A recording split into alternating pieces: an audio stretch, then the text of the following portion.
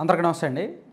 ఉమ్మడి విశాఖపట్నం జిల్లా స్థానిక సంస్థల కోటాలో ఎమ్మెల్సీ ఎన్నికలో కూటమి పోటీ చేయడం లేదు. వైఎస్ఆర్ కాంగ్రెస్ పార్టీ తరపున బొత్స సత్యనారాయణ గారు నిన్న నామినేషన్ వేశారు. యాక్చువల్లీ టీడీపీ జనసేన బీజేపీ కూటమి అభ్యర్థి కూడా పోటీలోనే ఉంటారు అని అందరూ భావించారు. వైసీపీ కూడా అన్ని రకాలుగా కూడా ఫిక్స్ అయింది పోటీ అనే. అందుకే జగన్మోహన్ రెడ్డి గారు ఆ స్థానిక సంస్థల ప్రజాప్రతినిధులతో వరుసగా మీటింగులు పెట్టి మొన్న ఒకసారేమో అరకు పాడేరు వాళ్ళతో మీటింగ్ పెట్టి, ఆ తర్వాత నర్సీపట్నం పాయకరావుపేట వాళ్ళతో మీటింగ్ పెట్టి వాళ్ళని అలర్ట్ చేస్తూ వచ్చారు నాయకుల్ని. అంటే వైసీపీ పూర్తి స్థాయిలో ప్రిపేర్ అవుతోంది. ఖచ్చితంగా వాళ్ళు పోటీకి దిగుతారు కాబట్టి పోటీ అనివార్యమే, మనం గట్టిగా ఉండాలి, స్ట్రాంగ్గా ఉండాలి, మన వాళ్ళు చేజారిపోకుండా ఉండాలి అన్ని రకాలుగా వైసీపీ వాళ్ళు ప్రిపేర్ అయ్యారు. కానీ అనూహ్యంగా టీడీపీ కూటమి పోటీ నుంచి తప్పుకుంది. దీనిలో ప్రధానంగా కొన్ని కారణాలు కనిపిస్తున్నాయి. ఫస్ట్ రీజన్ అయితే మాత్రం చంద్రబాబు నాయుడు గారికి ఇష్టం లేదు. యాక్చువల్లీ కూటమి నాయకులు, జిల్లా నాయకులు సీఎం రమేష్ గారు, గంటా శ్రీనివాసరావు గారు, ఇలా జిల్లాలో ఉన్న కూటమి నాయకులు అందరూ కూడా,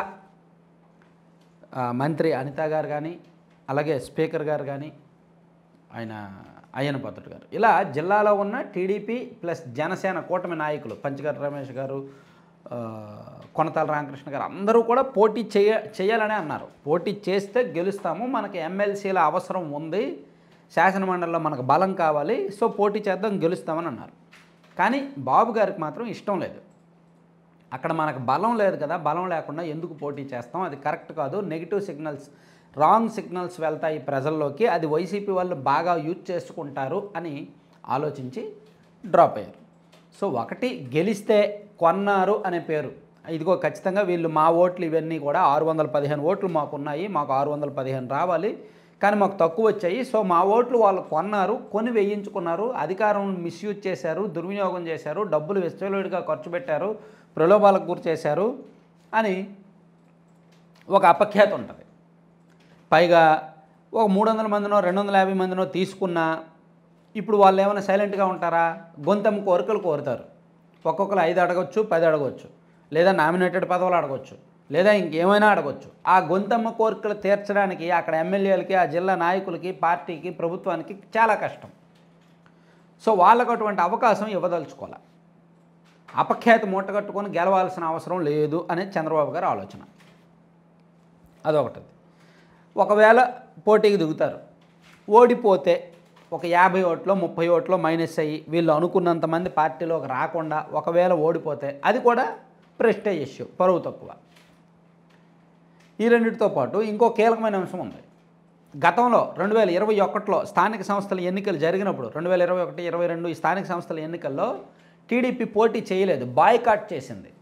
వైఎస్ఆర్ కాంగ్రెస్ పార్టీ ప్రభుత్వం వాళ్ళు మరీ అడ్డగోలుగా వెళ్తున్నారు, అధికార దుర్వినియోగం చేస్తున్నారు, అభ్యర్థులను కిడ్నాప్ చేస్తున్నారు, చాలా ఇబ్బంది పెడుతున్నారు, అక్రమంగా కేసులు నమోదు చేస్తున్నారు, అందుకని మేము పోటీ చేయము, మేము బాయ్కాట్ చేస్తున్నాము అని చెప్పి అప్పట్లో టీడీపీ బాయ్కాట్ చేసింది. సో అప్పుడు బాయ్కాట్ చేసి ప్రజాప్రతినిధుల గెలుపు అవకాశాన్ని వదులుకున్న తర్వాత ఇప్పుడు పోటీలోకి దిగితే అది కరెక్ట్ కాదు.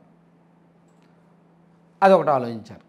అంటే బలం లేదు, బలం లేని చోట ఎందుకు పోటీ చేసినా ప్యూర్లీ తెలిసిపోద్ది పవర్ మిస్యూజ్ చేశారు, డబ్బులెట్టు కొన్నారు అని. కాబట్టి అది చంద్రబాబు గారికి ఇష్టం లేదు.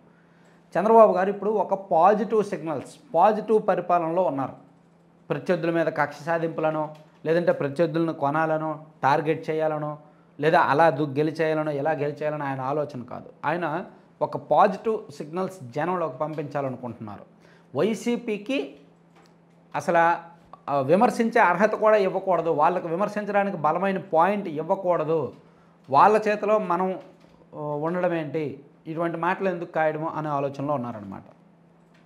మరోవైపు వైసీపీ ఒక 10 రోజుల కిందటి నుంచే అలర్ట్ అయింది. స్ట్రాంగ్ అభ్యర్థిని ఎంపిక చేయడం, జగన్మోహన్ రెడ్డి గారు నేరుగా రంగంలోకి దిగడం, ఆయనే డైరెక్ట్గా ప్రజాప్రతినిధులందరితో కూడా వరుసగా మీటింగులు పెడుతుండడం, దానికి అవసరమైన ఫైనాన్షియల్ మ్యాటర్స్ కూడా అక్కడ రీజనల్గా ఉన్న ఆ కోఆర్డినేటర్లు వాళ్ళందరూ చూసుకోవడం. అంటే వైసీపీ పూర్తిగా అలర్ట్ అయింది. అలర్ట్ అయ్యి ఆల్రెడీ నెగిటివ్ ప్రచారం చేయడం స్టార్ట్ చేశారు. టీడీపీ కూటమి బలం లేదు, మా వాళ్ళని కొంటారు, వాళ్ళకి బలం లేదు, మా వాళ్ళని కొంటారని ఈవెన్ జగన్మోహన్ రెడ్డి గారే మీటింగుల్లో చెప్పడం స్టార్ట్ చేశారు. వాళ్ళు అలా చేశారనమాట. ఇదంతా జరిగింది. దీంతోపాటు టీడీపీలో కూడా అభ్యర్థులు ఎక్కువ మంది అయ్యారు. పేల గోవింద సత్యనారాయణ గారు అడుగుతున్నారు, దిలీప్ చక్రవర్తి గారు అడుగుతున్నారు, గండిబాబ్జీ గారు ఉన్నారు, ఇంకా సీట్ ఇవ్వని వాళ్ళు ఎప్పుడు ఎవరెవరికైతే ఎమ్మెల్యే సీట్లు ఇవ్వదో వాళ్ళందరూ అడుగుతున్నారు. సో ఇవన్నీ కరెక్ట్ కాదులే అని చెప్పి టీడీపీలో పోటీ ఎక్కువ ఉంది ఇదంతా. సో ఇవన్నీ చూసుకొని చంద్రబాబు గారు ఈ నిర్ణయం తీసుకున్నారు. పవన్ కళ్యాణ్ గారితో చర్చిస్తే పవన్ కళ్యాణ్ గారేమో చంద్రబాబు గారి మీదకి పెట్టేశారు. ఏదైనా మీ నిర్ణయమే, మీ ఇష్టం, ఎందుకంటే మీ పార్టీ వాళ్ళే పోటీ చేస్తారు కదా, మీ ఇష్టం అని పెట్టేశారు. ఆ లోకల్ జిల్లా నాయకులేమో పోటీ చేద్దాము, గెలుస్తాము, గెలుపు అవకాశాలు ఉన్నాయని చెప్పారు. చివరిగా చంద్రబాబు గారు మాత్రం ఇది కరెక్ట్ కాదులే, ఇప్పుడు వద్దు ఇది అని ఆయన హుందాతనాన్ని ఆయన చూపించుకొని ఆయన పెద్దరికాన్ని ఆయన నిలబెట్టుకొని పోటీ నుంచి తప్పుకున్నారు. సో అందుకు కూటమి అభ్యర్థి ఈ ఎమ్మెల్సీ ఎన్నికలు పోటీ చేయట్లేదన్నమాట.